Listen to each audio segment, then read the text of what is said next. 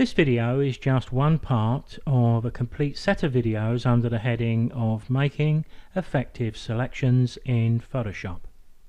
As you can see by the subheading here, the subject we're going to take a look at is quite a simple one. It's called Select Similar. Here's a subject that we may want to make a selection of. In fact, I'm pretty sure I've done so in the past for a montage on steam trains. It's a fairly bold subject, if a little complex. So via the magic wand tool or maybe the quick selection tool, we can try the select subject option. If we do choose to use select subject via the magic wand, you'll notice that the tolerance setting doesn't make any difference to how much of the subject Photoshop select. So here the default is fine. Let's hit the button and see what Photoshop can do. Now Photoshop has made a good start, but if we had to make the rest of the selection up manually, it would take quite a few minutes. So we can turn to Select Similar, and we find that in the Select menu. So up at the top left of the screen, Select, there's the option we want, and when I select it and we quickly look around the image, we can be forgiven for thinking that it's actually selected everything.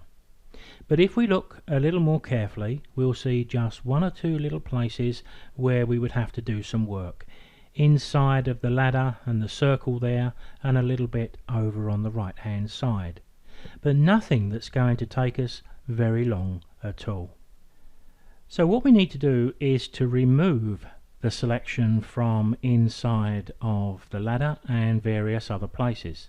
So we need to go up to the top left of the screen and select Subtract from a selection, and we see the little minus sign. Then I'm going to use the shortcut keys Control Spacebar to zoom in to the area I want to work, because I can see much more clearly that I need to click here, here, here. Got little bits here, I'll zoom in a bit more in a moment, but you can see I can select all of these pretty quickly, and one up there.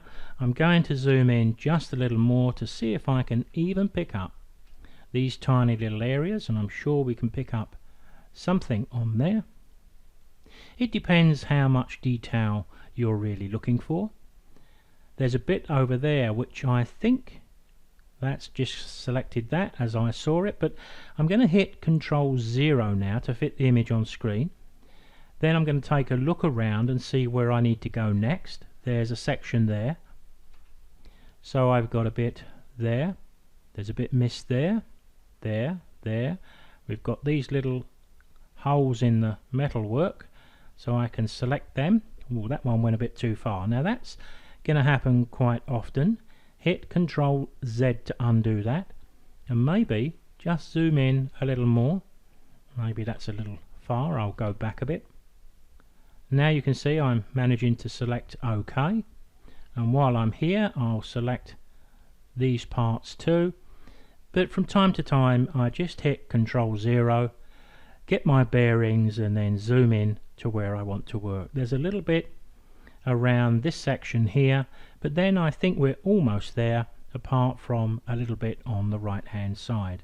So I'm going to carry on and do the remainder of these, and then we can have a look at Select and Mask. Now for you watching this video, everything seems instant, but between the last recording and this recording, I think I've spent no more than 2 minutes gathering up all of the selection parts that were missed. I'm sure there's a couple that I've still missed, but we can pick them up pretty easily once we look at this with Select and Mask. So if we go to Select and Mask, I want to make sure that I've got the On Layers view, which I have, but if I didn't have it I'd change it to that, because now I can see there's a couple of places where I've missed. Just on the right hand signal you can see it just underneath the hoop to the right, and a little bit on the steps, and one or two very small spots. In actual fact I think it's just one on the left hand side. So all I would need to do there is to output to a selection and say OK, just remember where they are, go back in and fix them. Well, I think I've gathered everything that I need, so back into Select and Mask. Things are looking pretty good, but I'm having a little look around. It's no great problem. Even if we do miss something, we're working on a layer mask, or we will be in a moment, so we can always go back and make corrections. Have I got a little problem in a little loop of wire up at the top right of the signal?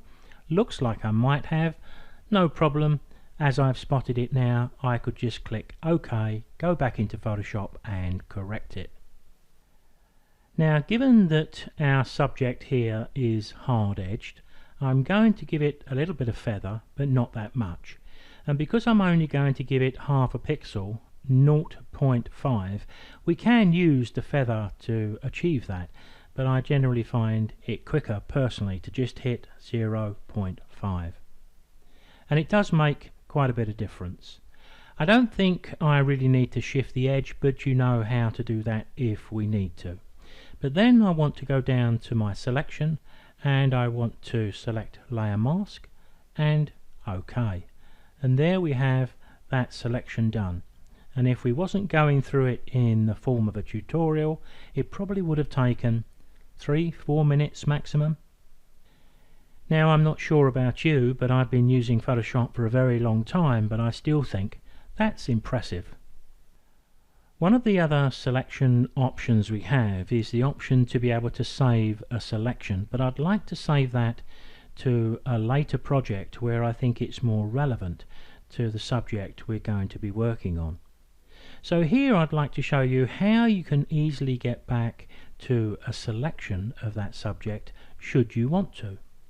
At any time you can just hold the Control key and click the mask, and you get exactly the same selection that created the mask.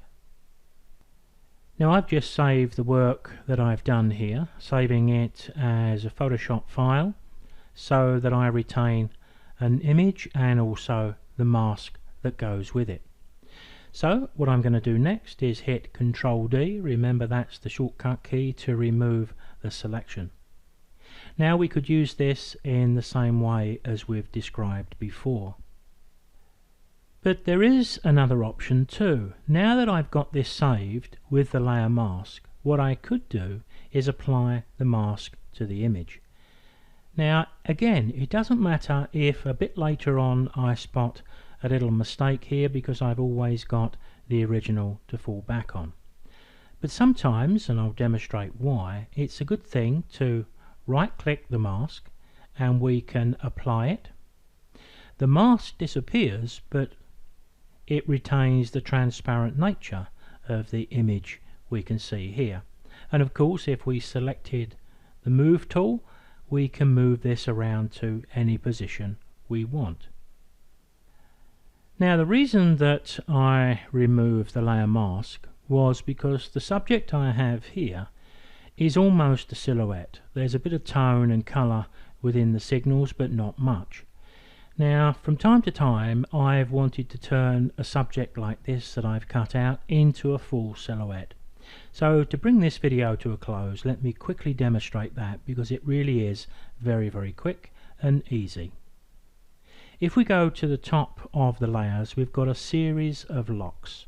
The one we want is this one here called Preserve Transparency. So when we click it, the lock appears, but now I can flood those signals with any colour that I want, and only the signals will take the colour and the transparent areas will remain transparent. So with black as my background colour, I can use the shortcut keys to flood that subject with Control Backspace, and there we now have a full silhouette. And of course, if there was a need, I could use Alt Backspace and flood the subject with white, but it doesn't have quite the impact as the silhouette. Now, just before I do bring this video to a close, perhaps I can offer one suggestion. For about the last 20 years, I've always kept a folder on my computer called oddments. In one way or another, it's had much the same name for probably 20 years. Whenever I set about a piece of work like this, sometimes we spend 15-20 minutes doing something, then find it doesn't work as well as we thought it was going to in maybe a montage, if that's what we was doing, or a composite. But rather than just discard the image, I save my silhouette, as you see here, into my oddments folder.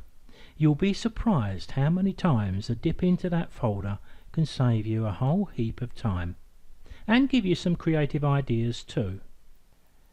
So what more could be said about Select Similar? If in doubt, give it a try.